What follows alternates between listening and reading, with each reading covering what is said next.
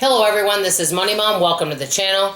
Today I'm going to chat about 12 money myths that I believed back in the day, and boy was I wrong. Let's get started and talk about it. Number one, and this is something I was raised to believe during the 1970s, during the heart of the pensions. Get a job with good benefits and you will have it forever. You'll get a pension and health insurance, and as long as you work hard, you'll keep that job forever. Well, unfortunately, not as many jobs nowadays have all the wonderful benefits and pensions. I'm not saying there aren't some out there, but the likelihood of that, being part of a union, getting a really good pension, getting excellent health insurance, it's a little more challenging, and those jobs are hard to come by. That's what I have found out for number one. Number two, and this one is a good one. Work hard and you will be rewarded.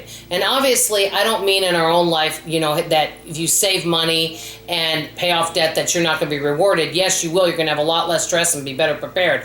I'm talking about an actual job. Many people think, well, if I put in extra hours that I don't get paid for, if I go the extra mile, I won't ever be laid off, and then I will get those promotions. Not that there aren't some fabulous, wonderful companies out there that reward their employees. There are, but many times it's about the bottom dollar and being a profitable business, and that's really where it's at. You could be the best worker in the world, but if the business isn't successful, you could get laid off or your hours cut. You may also not get that promotion. Maybe they will give it to somebody else. So basically, I'm not saying we shouldn't do our very best at a job. I always think that we should put forth the most effort and really do a great job at our job. But many times people, and that's kind of what's happened over the last few years, they went above and beyond, took work home with them, ended up putting in way more hours, ended up doing other people's jobs, and they weren't being rewarded for that extra. And you know what? Companies, many of them, will take advantage. If you're going to put out all that extra work and they don't have to pay you, hey, that's good for them, right? So basically, work hard and you will always be rewarded. That's not always the case. Number three, you have to have a bachelor's degree, master's, or college education to get a good job. That's not necessarily true. And you really, I think it's good. Now, I'm not an expert in this because I graduated college in 1987, but it's good to research what college degrees are a good one for you to see if there are jobs in that field. It's always good to do your own research, talk to a career counselor, someone that actually knows, rather than just getting a basic college degree that's not going to land you a job. So it depends. And there are people that start off in high school, and I actually know someone that started off in high school working at a fast food. He never liked school, never was a school person. He has worked his way up in the company to different levels and makes really good money now without a college degree. So college degree doesn't guarantee you a good job, okay? I'm not saying it can't help in many fields like doctor, teacher, nurse, things like that. Obviously, you're going to need a degree and even a master's in many cases. Okay, number four, this one, even though it's not directly with jobs, okay, you'll be rewarded for being a loyal customer. I used to think that. I thought, well, I felt bad, like a loyalty to all these companies I have services with, such as cable, internet, all that kind of stuff, right? It doesn't matter. I thought, oh, you know what? I'm a loyal customer. I always pay my bills on time. I've never been late. And you know what? And when any freebies or really great deals come out, since I'm a loyal customer, then they'll want me to, they'll give me a special deal. Not the case. They want to bring in new people. That's how they get them in, is by giving them a good deal, keep them at that low rate for a year until that year's up and that contract's up, then they raise their rates. That's what's happened to me. And I know this is a little off topic, but I want to mention this. I used to think something else that I didn't add to the list, but I'm going to add it to the loyal customer. I remember a long time ago when I first moved to Dallas, and I moved here in 1988. I rented a one-bedroom, it was 582 square foot apartment, and it was $300 a month. Well, at that time when I rented that apartment and things, if you lived there for a while, you got rewarded by your apartment rates not going up that much, and so, hey, they were just glad to have somebody that kept a clean apartment, wasn't loud, and was a pleasure to deal with and paid their rent on time. So you got rewarded for that back then.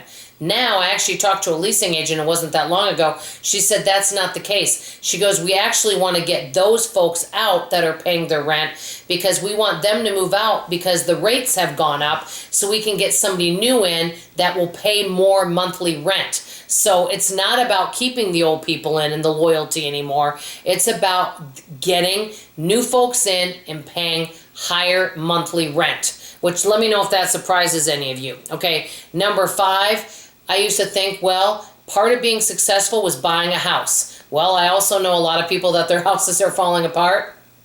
And maybe also with that, you know, they're house poor and they just really don't enjoy the upkeep of a house. So some people think, oh, I'm just throwing away money for rent. I totally understand that. But some people, maybe renting is a better choice for them. So just because you own a house, that doesn't have to be a symbol of success. Okay, number 6, debt is normal. Everybody has to be in debt. I definitely disagree. Obviously, sometimes debt happens on a variety of different things. For example, medical debt, if you have a college loan, car loan. I understand, you know, it's hard to pay cash for a house, but if we can avoid being in debt, I think we can live a more peaceful life. That's because you can live off a smaller amount of income each month, which I think is really helpful. Okay, this one is a key also. Number 7.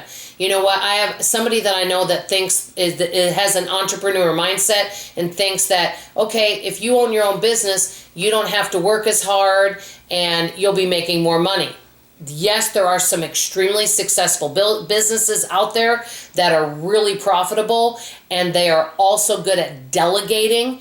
That's fantastic. There are some people like that. But I've known of many people that have owned a business that end up working 80, 90 hours a week when people don't show up. And they end up not being that profitable because all the money they make goes back into the business. So just because you own a business doesn't mean you're going to be wealthy. Okay, number 8, success means more money. Actually, I definitely agree having more money can really give us a peace of mind because we can take care of emergencies, medical and all that. That's great. But not everybody wants to be wealthy, and some people enjoy living more of a simple life. Number 9, the goal is always to retire by the time you're 65. I don't necessarily think that. I know some people that love working that are in their 70s and 80s. I actually have a friend of mine that's in her 80s that loves teaching, and she wouldn't want to sit at home all day, and she really enjoys working. So retirement is for some people, but maybe some people not. Okay, number 10, the goal is always to be wealthy and make more money. I asked a question on my community board. Would you rather live a more frugal life and make less money, have more time, or would you rather make more money, but you're going to be working more? The majority said, hey, I'd rather have a little more peace, have to live a little more frugally. Maybe I'll have a little less money, but I want more time. Time was more important than money, according to Sensible Living with Money Mom subscribers.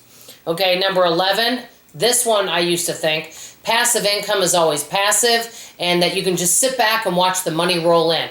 Not true at all. Passive income, yes, there may be some forms of passive income such as stocks and bonds, but, you know, like, for example, a YouTube channel, a blog, all these types of things require management. You might not have to spend tons of time, but it's not like you just set it up and just let it go.